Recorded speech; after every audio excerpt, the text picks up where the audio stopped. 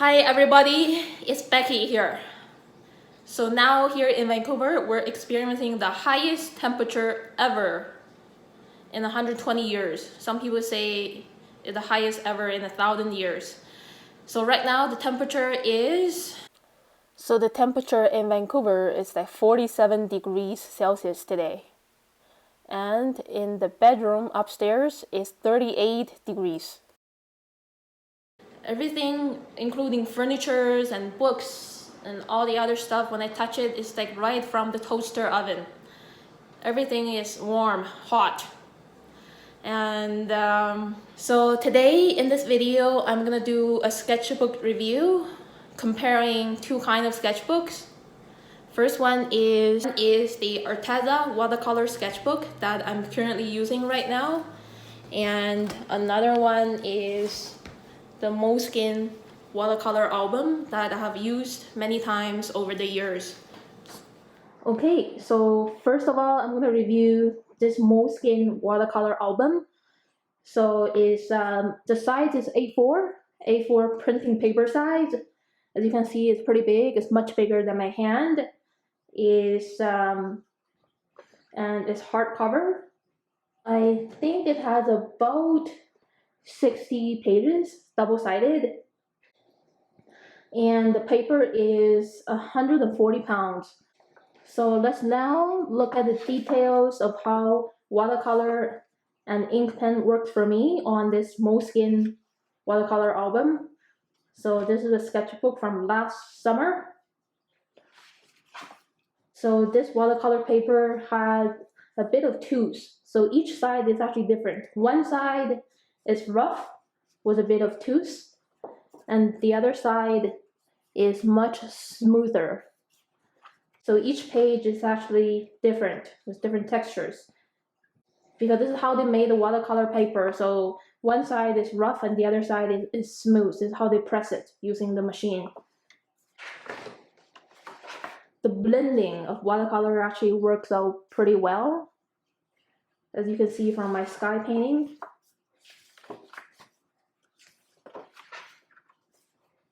It's pretty easy to do a gradient of two colors. So as you can see, the blending on this paper actually works out pretty well. I'm trying to blend two very different colors together and it works out really well. So one issue that I found with this Moleskine watercolor paper is that the surface is actually not so absorbent, especially on the side, which had a smooth surface. So when we're choosing watercolor paper, it's very important that the paper is absorbent, like cotton paper. 100% cotton paper is the most ideal paper for painting watercolors. But this one, I think this Moleskine watercolor paper just have a small percentage of cotton in it. So that's why some part of the paper I cannot make the kind of effect that I want. For example, like here in this area. So I'm gonna zoom in. So over here, because the paper is not so absorbent, a lot of the paint is staying on the surface and making pores. Instead of sinking down, they stay on the surface and making these kind of choppy or messy pools of colors on the surface instead of sinking down and blending with the previous layer. So I think that's the issue I found with this Moleskine watercolor paper. Overall, I think I'm okay with this paper, just doing regular sketching. I'm not looking for, perfect watercolor effects. So I'm okay with these kind of, results happening. Flip to the next page. But as you can see, the wet on wet blending, again, works out pretty well. 4 different colors blending together, nice and smooth.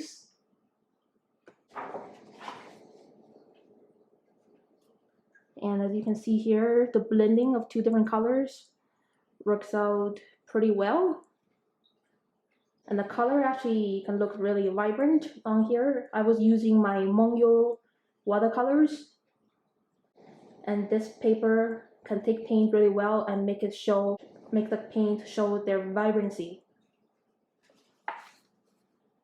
I know some watercolor papers, when you're even though when you're using pretty good quality watercolor paint, they tend to dull down the colors that you're using. But this Moleskine watercolor paper, it doesn't have that problem.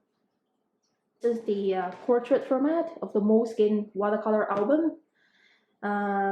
Compared to this landscape format of the Moleskine, the same kind of paper, I like the portrait format better because it opens up in a regular way. It's pretty easy to carry around. This landscape format, it opens super wide, and it can be really challenging to try to balance this wide opened up page spread on your lap when you're sketching outdoors. But when you're sketching at home, sketching indoors, when you're laying it on a table, it's fine. So again, this is the same paper as the previous one I was showing, just different format. Let's quickly go over it. This one is from summer of 2017, 4 years ago. Sketching at the beach. I spent a lot of time sketching outdoors back then on the weekends with my urban sketching buddies around the city of Vancouver. So now I'm going to show you how fine liner pens work on this Moleskine watercolor paper. Okay. Because the paper, you know, I really like the smooth side of this watercolor paper because the pen can glide really smoothly. Like this one, again, these two pages are the smooth side. So when choosing a sketchbook, it's pretty important to choose paper with a quite smooth surface.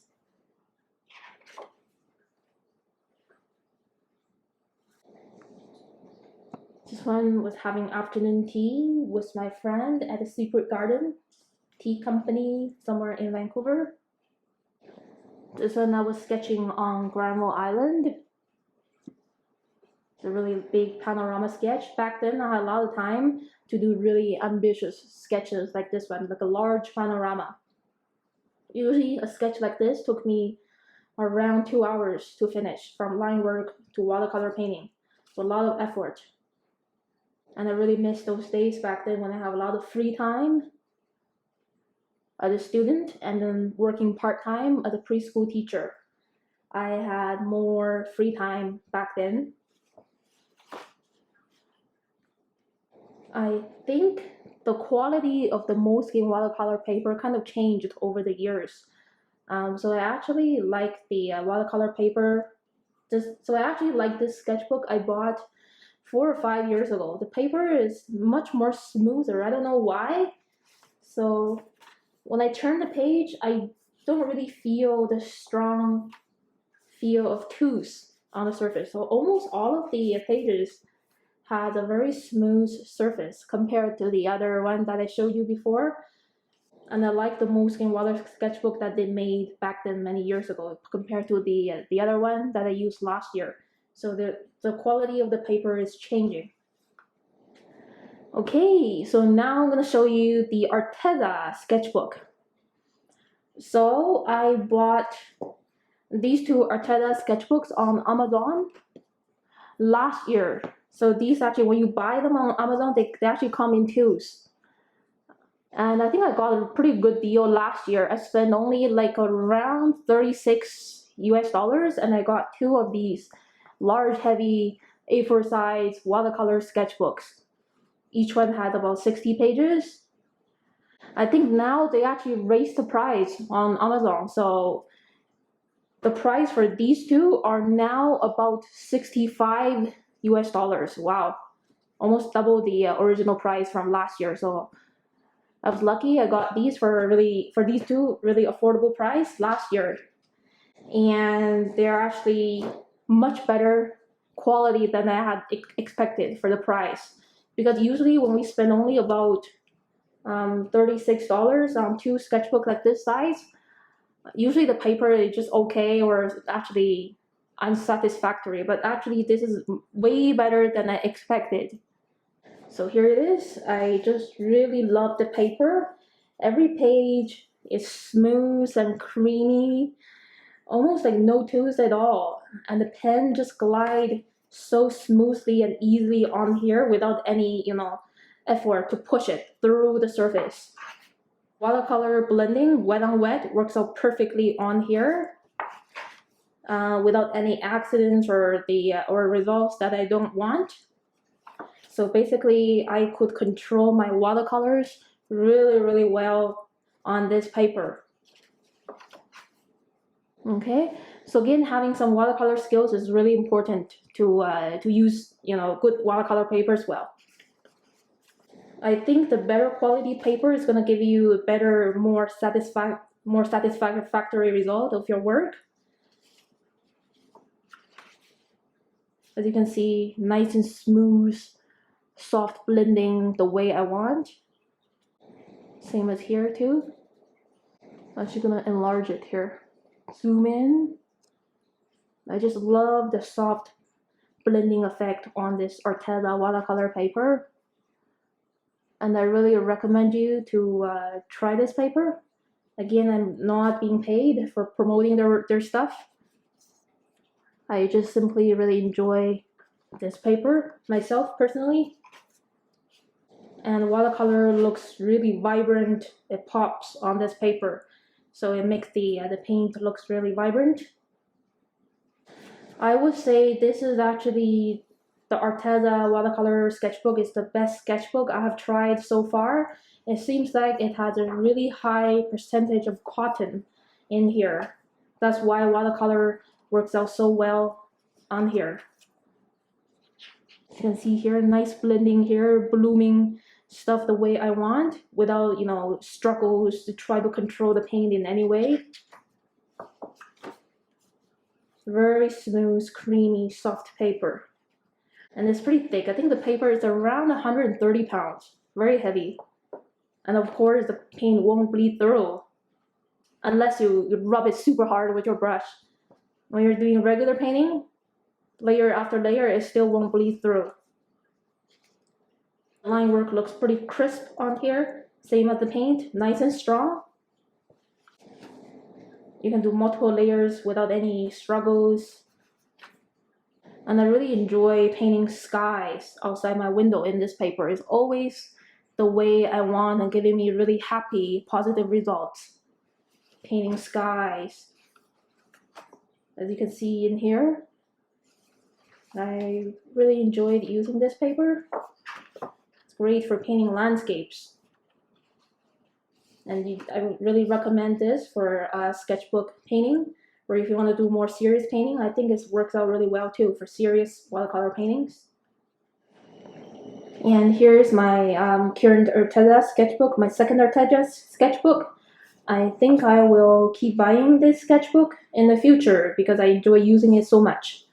It just really keeps me going in sketching, very inspiring.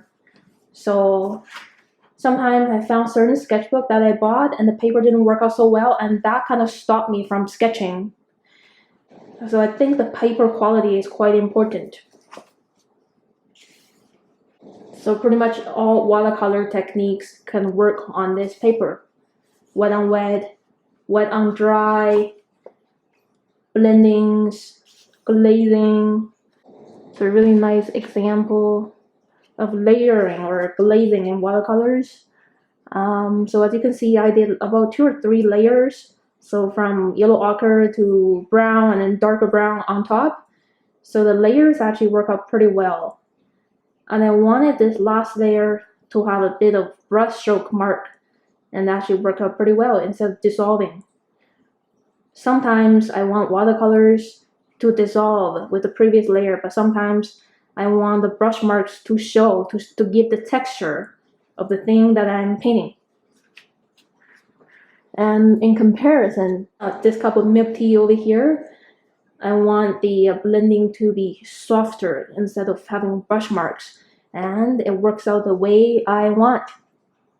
So it's pretty nice. And also, sometimes when I'm painting the sky, I want the cloud forms to be bold instead of dissolving softly with the previous layer. So it is the way I want. I want the clouds to be standing out from the previous layer, nice and bold, and it works out pretty well. I think for this kind of effect, you have to wait for this previous layer to dry a little bit before you want this kind of effect like this.